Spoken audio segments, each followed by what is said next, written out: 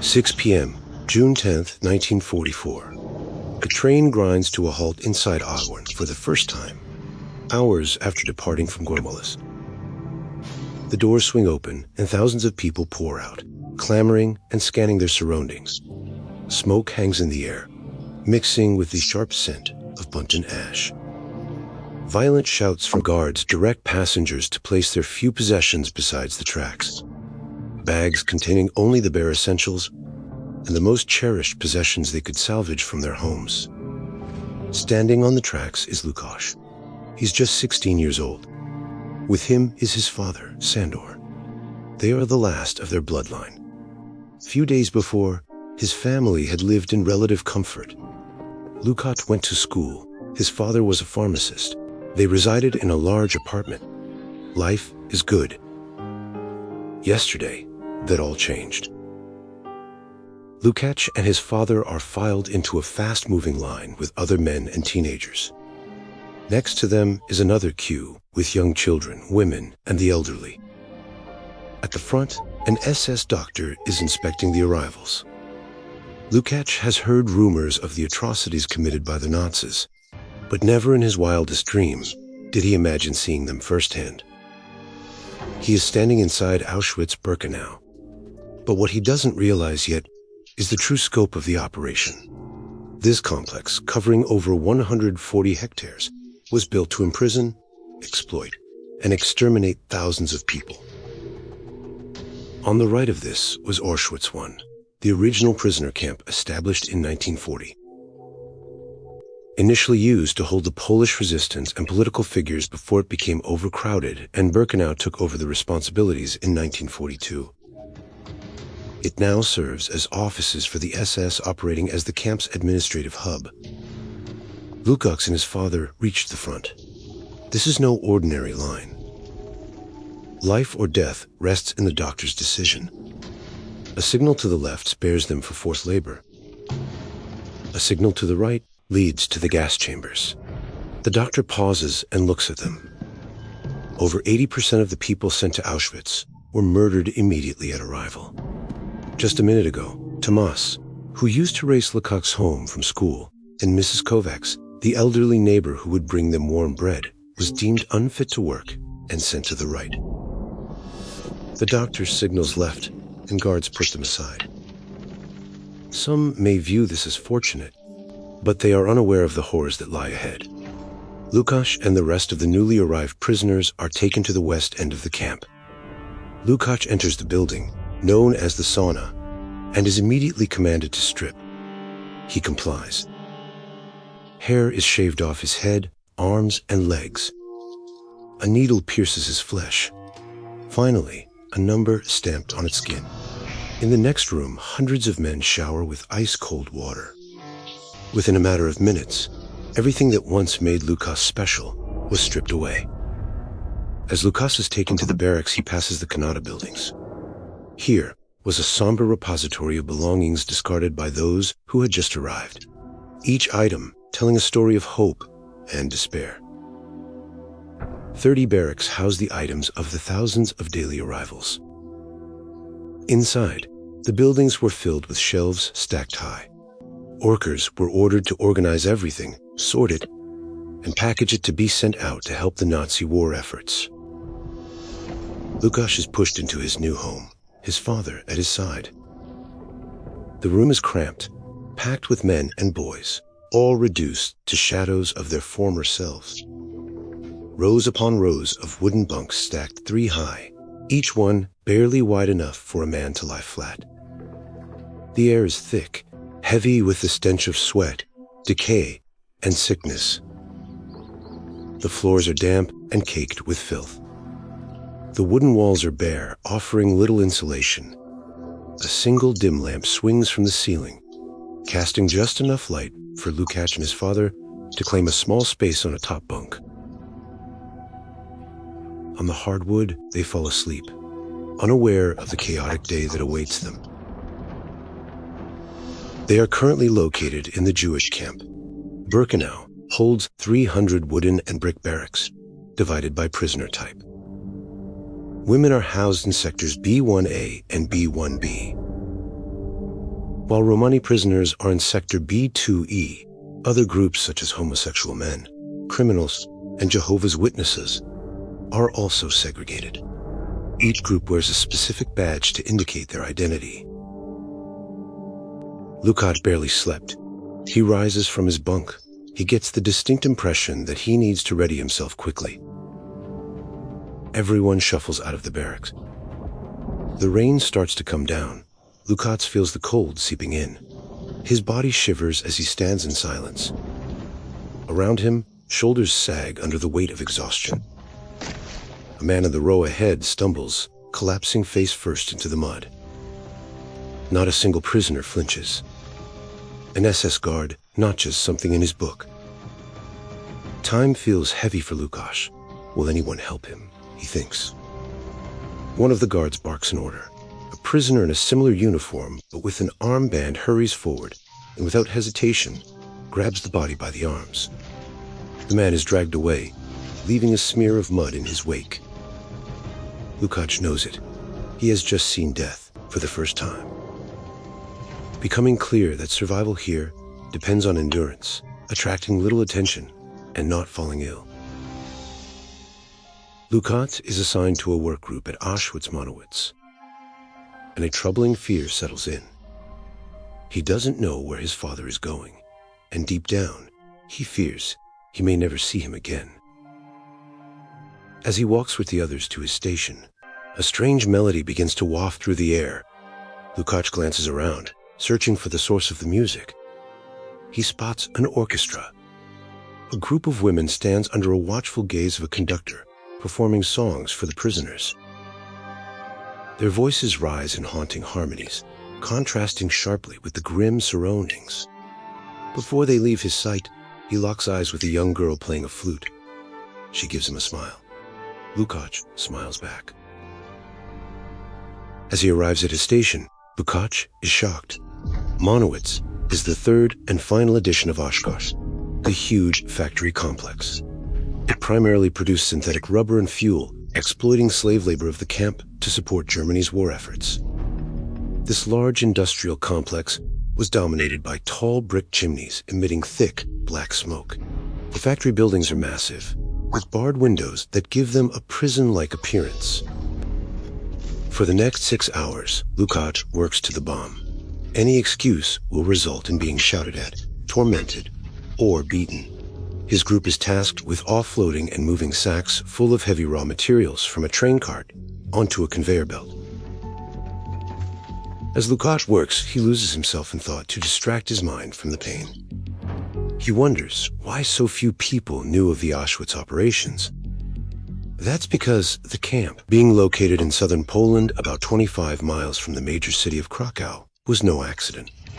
Upon creation, it had already established railway connections, allowing the easy transportation of prisoners and supplies. Its proximity to populated areas allowed the camp to remain inhabited, while its relative isolation helped hide it from the world. His thoughts continue. Throughout the morning, 2 other prisoners collapse and are left to die. Unlike earlier, no one is there to take them away. As the clock strikes 12, the workers stop. It's time for food. Lukács has passed his ration of watery soup with rotten turnips and potato peels. While Lukács eats, he overhears 2 fellow prisoners discussing rumors about bizarre experiments taking place near the main hospital. Inside one of the rooms is Joseph Mengele, one of the most evil doctors the world has ever seen. Today's task involves working on twins, a particular obsession of his. A few days prior, he infected them with typhus to see how their genes affect their risk of getting sick. Now, he's checking on their progression. If one twin dies, their surviving sibling is killed to allow a side-by-side dissection. His mission is racial purity, and his experiments have no limits.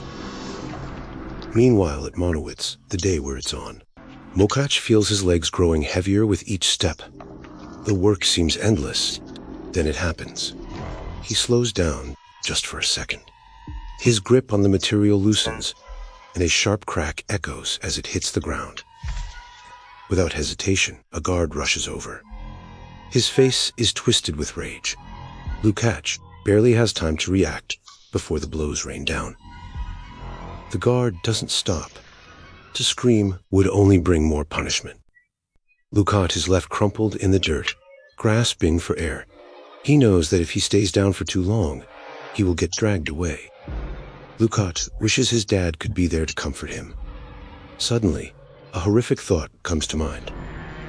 What if he's dead? As Lukat limps back to his barracks, a group of guards walk in another direction. Their quarters are a very different world, sheltered from the horrors that surround them. This section of the camp is made up of over 30 buildings housing hundreds of SS guards. The barracks are made from brick and include multiple rooms, often equipped with basic furnishings such as beds, tables, and personal storage. The same officers torturing and murdering prisoners every day have access to amenities like proper sanitation facilities and heating. 7 p.m. Lukács is walking back into his barracks. Amongst the hundreds of prisoners there, he's using his remaining strength to see if his father is amongst them. Finally, near his bunk, he sees a man hunched over with blood on the floor. It's his dad. He hugs him, but his father is almost too weak to stand. He was assigned to work laying railway tracks, and during the day, someone tried to escape. They were shot and killed on the spot. Almost everyone else in the group was beaten badly, including his father. Lukat tells his father to stay put and rushes off to get food. On the northern side of the camp was a row of kitchen barracks. There was one or two for each section of the different population groups. Inside, prisoners are preparing dinner for the workers. Lukat arrives and manages to find 2 stale pieces of bread and a small sausage. He quickly hurries back. While his father recovered in his bunk, from the corner of his eye, Lukat noticed a small group of prisoners huddled together on the dirt floor. They were playing chess. The pieces were crudely fashioned from wood. The board itself was scratched into the dirt floor. Its lines uneven, but clear enough to follow. One of the men saw Lukat hovering over and invited him to join. For a few minutes, they weren't in Auschwitz. They weren't prisoners. They were chess players, strategists, technicians.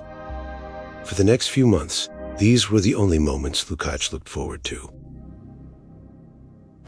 The summer of 1944 brought nearly 2 months of hell for Lukács and his father, as the Nazi war machine rapidly crumbled. In the east, Soviet forces were advancing, reclaiming nearly 100,000 square kilometers of territory. Time was running out for the Nazis, but it was also running out for Lukács and the thousands of other prisoners still trapped inside. 6 a.m., August 1st, 1944. Since their arrival inside nearly 2 months ago, Lukács and his father had faced a brutal life. Little food, no breaks, and constant beatings. Outside, reporting to their work assignment, Lukács realizes his father is barely conscious. Then, he hears a thump. A few meters away, his father collapsed into the mud and is not moving. Lukács paused for a moment, wondering how he could get him to the prisoner's hospital. Many prisoners suffered from tuberculosis, malaria, meningitis, and dysentery. Lukács' dad is suffering from the same fate as countless others: exhaustion mixed with starvation. This section of the camp consisted of over a dozen barracks in repulsive conditions. Camp doctors could not help many of their patients. They were also prisoners themselves. Even if he was transported to the hospital, the conditions were so squalid that the chances of survival would be extremely low. At night, rats would chew away at the legs of the sick, both those alive and dead. An SS guard approaches Lukács' father and screams at him to raise himself up. He musters whatever strength he has to shakily stand, but his fate is sealed. The guard gives the one signal, and 2 other guards come to escort him away. He won't be heading to the hospital.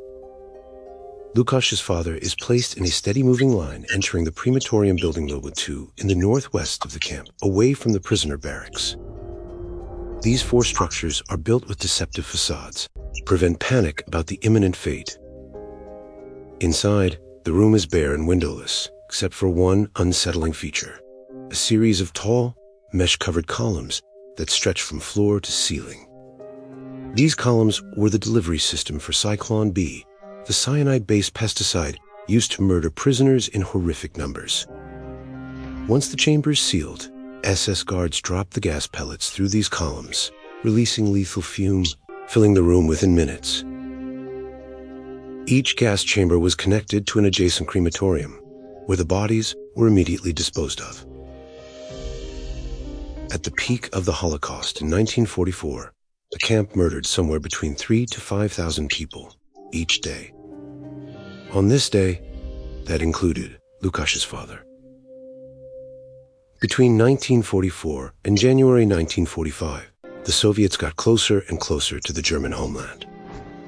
The SS began to abandon various concentration and labor camps they had built throughout the Eastern Front. In January of 1945, the Soviets entered Auschwitz. The troops see a few thousand prisoners, gaunt and starving. To them, it's liberation. But for Lukács, it was too little, too late. He was 250 miles away. Marching through the dead of winter along with 1,000 others, Lukács had managed to make it so far, but his body can't handle it any longer. He collapses on the side of the road, falling face first into the snow. A guard shouts at him to stand, but Lukács no longer has the strength. The last sound he hears is a rifle being cocked, followed by a shot that echoes through the cold air. Auschwitz operated from May 1940 to January 1945. It expanded from the original barracks at Auschwitz I to include Auschwitz-Birkenau and the slave worker factory of Auschwitz-Morowitz. Lukács and his father may be fictional, but they stand for the countless lives shattered by the Nazi regime and its supporters during their merciless terror across Europe. Of the 1.1 million people transported to Auschwitz, over 900,000 were murdered or worked to death shortly after arrival.